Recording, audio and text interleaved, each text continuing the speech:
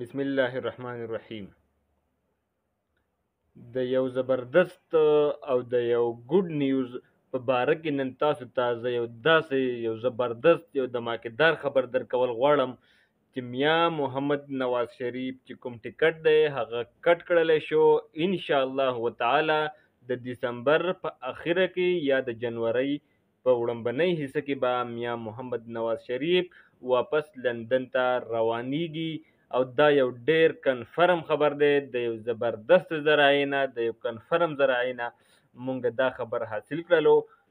ټول ناظرینو ته یو خوشخبری در کوم، خو یو خبره بله د پریشانۍ پکې داسې ده چې کوم خبره توی شوه، کومه یو داسې دوباره یو داسې حالات جوړ کړلی شو چې د پاکستان تحریک انصاف په پیور کې هم دي او په پیور کې هم نه دي، ځکه چې وړاندې چې کوم نامینیټ شوی وزیر اعظم و هغه میا محمد نواز شریف و، او اوس میا محمد نواز شریف چې کوم دی هغه واپس لندن ته به ځي، او دوباره چې کوم دویم کس نامینیټ شوی دی هغه دی بلاول بټو. خو اوس سوچ دا پیدا کیږي چې بلاول بټو ته به ووټ څوک ورکوي. عوام خو دته ووټ نه ورکوي، ووټ خو آلریډي د پاکستان تحریک انصاف دی. تقریبا 90% لوگ پاکستان تحریک انصاف او عمران خان صاحب چې کوم دی هغه خوښوي.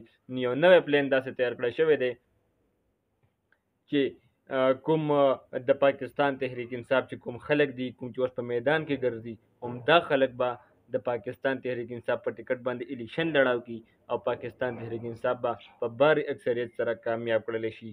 خو ټول گیم به په اسمبلی کې کیږي. کله چې دا امیدواران دا امنیګان اسمبلی ته ورسیږي په هغه ځای کې به گیم بدلیږي. څنګه چې په تحریک عدم اعتماد کې کوم گیم کړی شوی و همداسې گیم به کیږي او بلاول بټو به چې کوم دی هغه به وزیر اعظم منتخب کیږي. یو داسې گیم روان دی. اوس د پاکستان تحریک انصاف چې کوم خپل ورکران دي هغه اوس د منظریاب نه کوم چې منظر دی د هغې نه غایب دي، لکه اوس فار ایگزامپل مراد سعید صاحب شو او داسې فیصل جاوید صاحب شو، داسې نور کوم چې د پاکستان تحریک انصاف وفادار دي او کوم چې په اوس په بیک ګراوند کې ګرځي، تاسو ګورئ همدا خلک به ووټ اخلي، کامیابیږي به. او چې کله دوی اسمبلی ته ورسېدل دوی به بیا بلاول بټو سره به دوی ګډ جوړ کوي او دوی به داسې وایي چې یاره سیاسي عدم استحکام دی، د ختمول غواړي په ملک کې او د ملک د ترقۍ سوچ کول غواړي.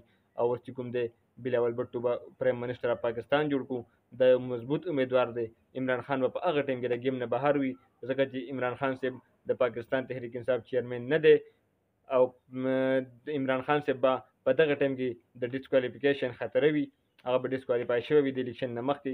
الیکشن کې به راشي پاکستان تحریک انصاف، پرایم منسټر به جوړ کړی شي د پاکستان پیپلز پارټۍ نه. زیات کسان به داسې وي چې د پاکستان تحریک انصاف په ووټ باندې به راغلي وي، ووټ به هلته کې پاکستان پیپلز پارټۍ ته ورکړي. دا د پاکستان تحریک انصاف دپاره یو ډېر غلط خبر دی او الله پاک دې وکړي چې داسې ونه شي. څوک چې د پاکستان تحریک انصاف په ټیکټ باندې اسمبلی ته لاړ شي هغه بې وفایي ونه کړي. خو د اوس نه چې چاته هم د پاکستان تحریک انصاف ټیکټ میلاویږي هغه د اوس نه به هم دا بلیک میل کېږي، د دوی فایلونه بالکل په خپل کنټرول کې اخیستل دي او داسې دغه به د دوی سره کېږي، داسې واردات به دوی سره کېږي چې دوی به هلته هېڅ هم نشي کولی، په خپل وس کې به نه وي او د ډېرې مجبورۍ نه به دوی خپلې وفاداریانې په اسمبلی کې دننه چینج کوي. اوس دویم گیم د دوی سره دا یو اخري پده پاتې ده. نور که د عوامو شي نو عوام پاکستان تحریک انصاف نه بل چاته خپل ووټ نه ورکوي. دوستانو دا نن نیوز و. انشاءالله تعالی د نیکسټ ویډیو سره به بیا حاضرېږو.